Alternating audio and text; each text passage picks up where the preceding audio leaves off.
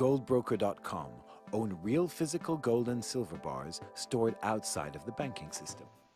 Good morning. My name is Dan Popescu, and on behalf of goldbroker.com, I have the pleasure today to speak with Dr. Marc Faber.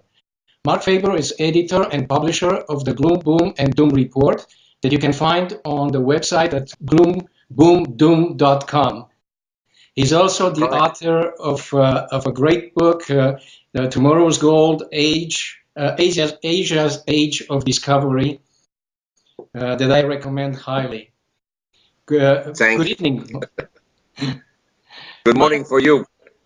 Yeah, it's good morning for me and for evening for you. Marc, I would like to start first with the events that just happened today, this week, and also last week. You have a collapse from what technicians call the triangle formation of gold, and also an upside move by the US dollar. And I would like to have your views about it. Well, everybody always says, I want to buy low and I want to sell high. So I think for me, of course, I own a lot of gold and I need to buy more to keep the asset allocation between 25% real estate, 25% equities, 25% cash and bonds, and 25% gold. I need to buy more. So for me, this is a very happy event. I don't like to buy gold at $1,900 like in 2011. I like to buy it here or lower. Do you think that it's going to break under the 1,000, that some people say? Look, the forecasting record of people is horrible. In particular, the forecasting record of the Federal Reserve. So I don't know, maybe it will go below 1,000, but my sense is that it will not stay below $1,000. Can the price of oil go below $50? Yes. It went to $32 a barrel in December 2011, 2008, but it didn't stay there. It then rebounded very strongly. So it's possible that gold goes down. If gold stays down below $1,000 an ounce for a while, many, and I have to repeat, many gold mining companies will go bankrupt. And then the supply dries up. And if gold goes below 1,000, it's a signal that we are in a deflationary environment. So what will the central banks do? They'll engage in even more destructive policies, namely to print more money. And so I would say, as an investor, I would use the current weakness as a buying opportunity. We had today an announcement actually from the Russian central bank president that Russia could, and I specified could, if needed, sell gold. Do you expect some emerging markets to sell gold? I don't expect it, but it's a possibility. But in comparison to all the gold that was sold by Western central banks, and they still claim to have these reserves, and probably they don't have it, it wouldn't be a very big amount. But I'm telling everybody, you as an investor and me as an investor, we cannot trust the government. The government, the Treasury departments, and the Federal Reserve and other central banks are all one of the same. I am my own central banker. I keep my own physical gold. And I don't trust any one of these FCKs. Marc, this is the fact. Mark, there has been some articles in the last week concerning the US dollar. There's a triangle formation since 1970, which peaked in 95, 2001. And some people were writing that this is a new major bull market for the dollar and that it will break that upper limit and move very, very high. What's your opinion? In my opinion, it's a fantasy because the US is not very competitive on manufacturing.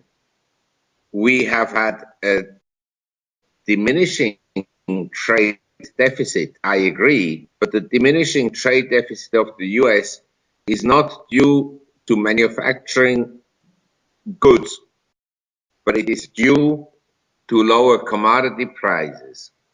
And if the dollar gets very strong, and I believe this is the game that is being played, the Fed stopped monetizing.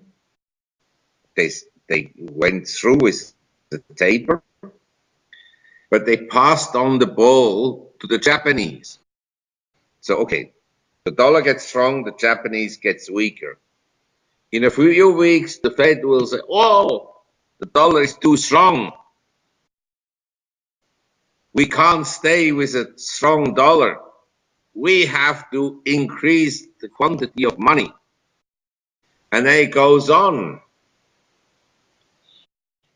Mark, I would like to ask you. So I don't believe that the dollar will be very strong.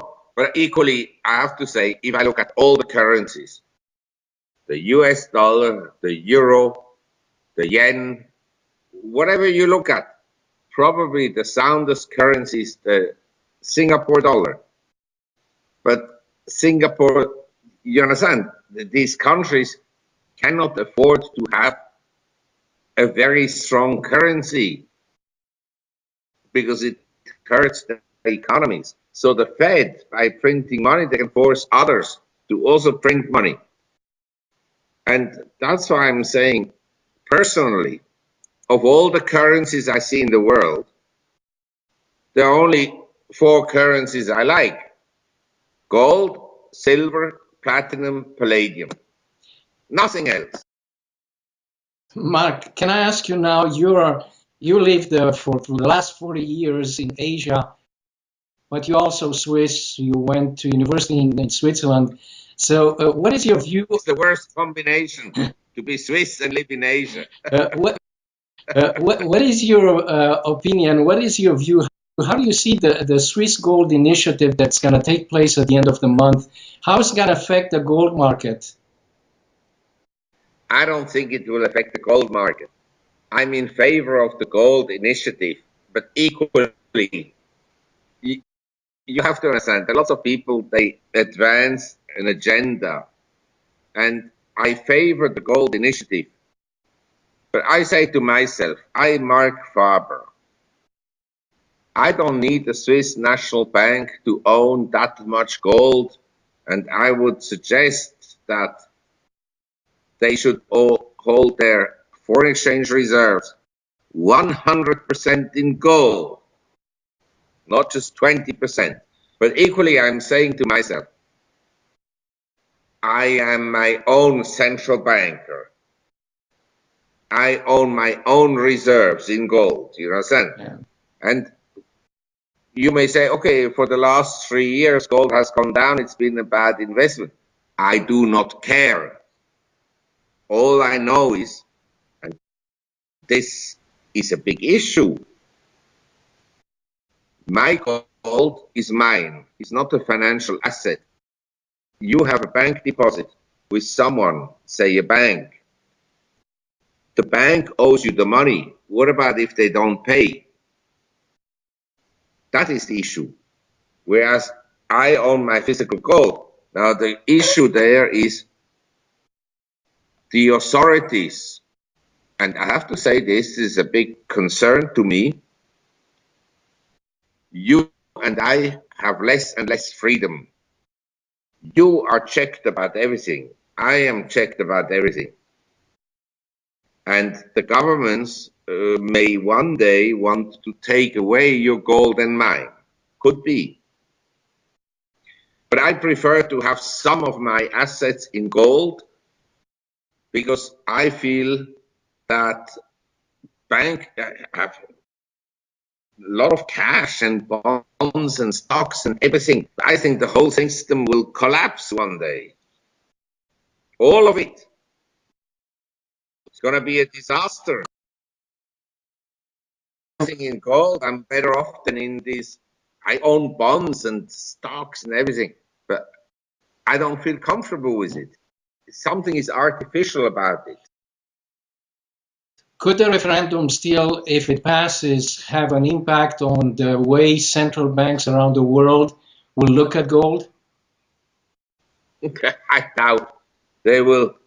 They will, in my view, what they will do is like they have been anti-Switzerland for the last 15 years.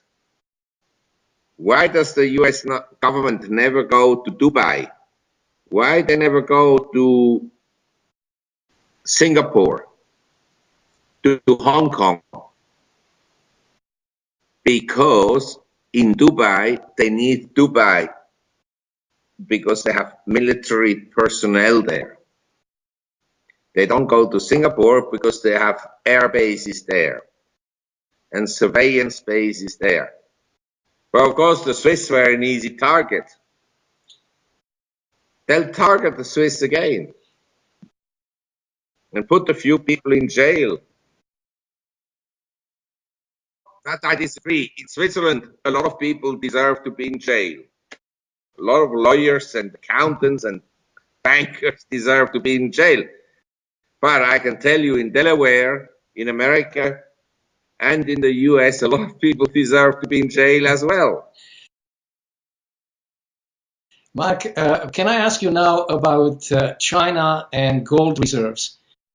Again, another topic that there is a lot of speculations. There were a few articles last week about the possibility that the Chinese already have 10,000 tons of gold in reserves.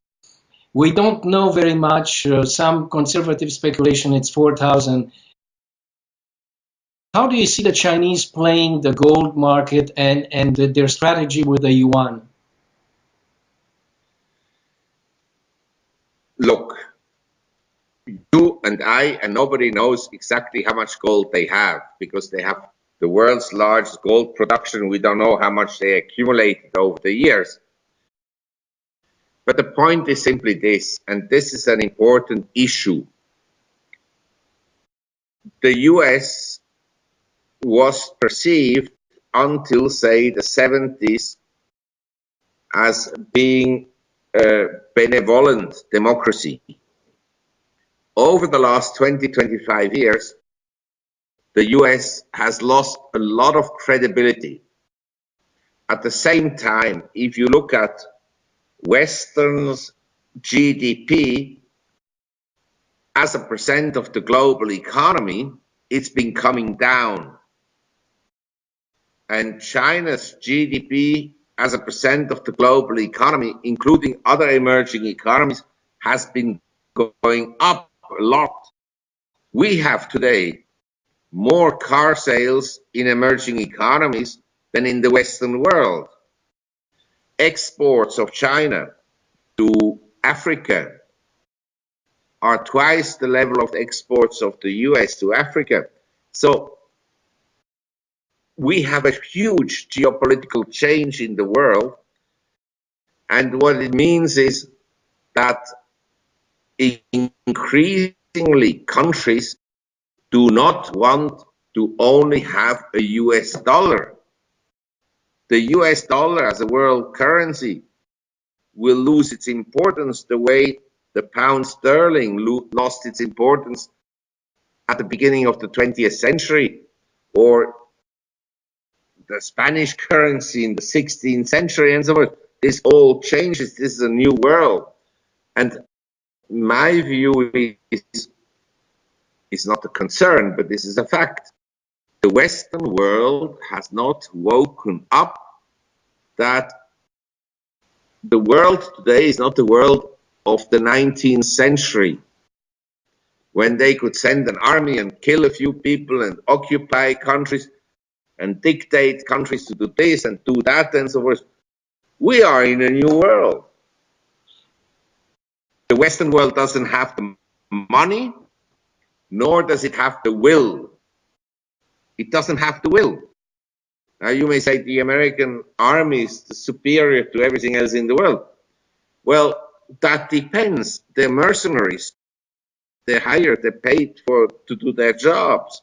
But it's not a patriotic duty anymore. A lot of people in the 60s went to Vietnam because they thought it's the right thing to do. It was the wrong thing to do, but at least they had their heart at their jobs. Nowadays, who cares? You think the soldiers in Iraq care about Iraq, about nation building? Nation building is a crazy idea of the State Department. They're lunatics. It's all about money. You spend money on armies and defense and so forth. A lot of money flows into the Defense Department, into families that are related to all these clowns. Okay, Mark, sorry, I have, that's all the time that I have allocated. It's always a pleasure to speak to you and to read what you write. And thank you very much again. I'm sorry. And wish you a nice evening. Thank you very much. Well, thank you very much. And to you the same. Have a nice Bye. day.